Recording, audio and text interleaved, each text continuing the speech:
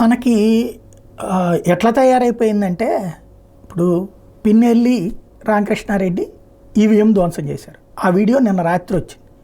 పొద్దున్నే వీడియో పెడతాం. ఈలోపే దీనికి ఏం సమాధానం చెప్తుంటాడు? ఏమన్నా మా తాతయ్య లేకపోతే వాళ్ళకి ఏమన్నా మా చుట్టాలు అవుతారా? బేసిక్గా ఎవడు తప్పు చేసినా తప్పు చేశాడనే చెప్పాలి.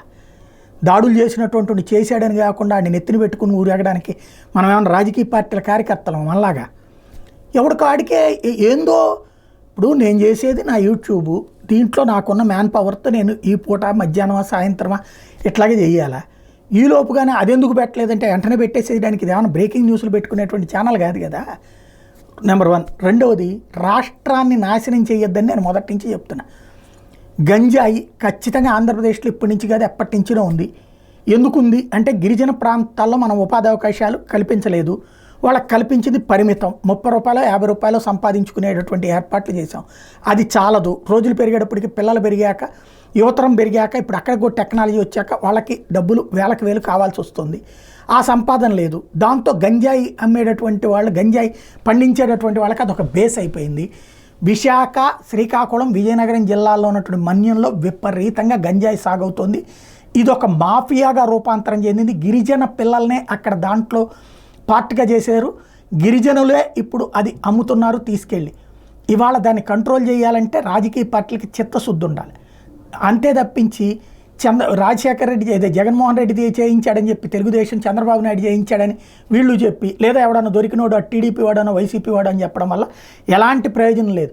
గంజాయిని కంప్లీట్గా అక్కడ మానిపించాలి అంటే వాళ్ళకి వేరే ఆల్టర్నేటివ్ ఉపాధి చూపించాలి. ఇవాళ నెలకొచ్చేటప్పటికి 30-40 వేలు సంపాదిస్తున్నటువంటి వాడికి ఆ సంపాదన వేరే చూపెడితే తప్పించి వాడు మారడు.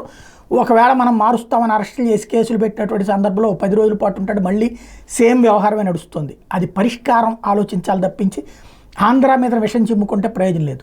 రెండవది డ్రగ్స్. అక్కడెక్కడో కంటైనర్ దొరికితే, గుజరాత్లో దొరికిన కంటైనర్కి అడ్రస్ విజయవాడలో ఉంటే తమిళనాడులో ఉన్నటువంటి వాడు బెదవాడ అడ్రస్తో చేస్తే ఆంధ్ర డ్రగ్స్ క్యాపిటల్ అయిపోయిందని మాట్లాడేసి, ఇది ఆంధ్ర పరువు తీయడం కదా. ఎక్కడికి పోయింది ఆ డ్రగ్స్ కేసులో? ఎవరిని ఎందుకు అరెస్ట్ చేయలేదు? పోనీ అప్పుడు బీజేపీతో టచ్లో ఉన్నాడు జగన్, ఇప్పుడు మనతోనే టచ్లో ఉన్నాడు కదా, టచ్లో ఉన్నాం కదా, మనమే టచ్లో ఉన్నాం కదా. మొన్న ఏమన్నారు, అక్కడెక్కడో డ్రగ్స్కి సంబంధించి ఒకటి దొరికినప్పుడు మళ్ళీ ఈ మధ్యన చెన్నైలో అక్కడ దొరికినటువంటి సందర్భంలో ఆ డ్రగ్స్కి సంబంధించి, ఇదే విశాఖపట్నంలో దొరికినటువంటి సందర్భంలో దానికి ఏమని చెప్పాము, ఆ డ్రగ్స్కి సంబంధించినటువంటి వ్యవహారంలో జగన్ పాత్ర ఉందని తెలుగుదేశం పాత్ర ఉందని వైసీపీ ఇద్దరు కూడా తీసుకొచ్చారు. చివరికి ఏమైంది? ఇంతవరకు ఎందుకు పట్టుకోలేదు? జగన్ పాత్ర ఉంటే బొక్కలో దోయండి, చంద్రబాబు పాత్ర ఉంటే బొక్కలో దోయండి, పురంధేశ్వర పాత్ర ఉంటే అరెస్ట్ చేయండి. ఎందుకు చేయట్లేదు? అది ఎవడో వ్యాపారం ఎక్కడో నడుస్తుంది. దాన్ని తీసుకొచ్చేసి రాష్ట్రానికి రుద్దేసి ఇది డ్రగ్స్ క్యాపిటల్ అంటే ఓ పక్కన ఘర్షణలు, ఇంకో పక్కన ఇవి రాష్ట్రం పరువు తీస్తున్నారు. రెండు పార్టీలు కూడా వాళ్ళ స్వార్థ రాజకీయాల కోసం. ఇక్కడ అటో ఇటో కాదు, పూర్తిగా ఆలోచించాల్సింది రాష్ట్రం దృష్ట్యా.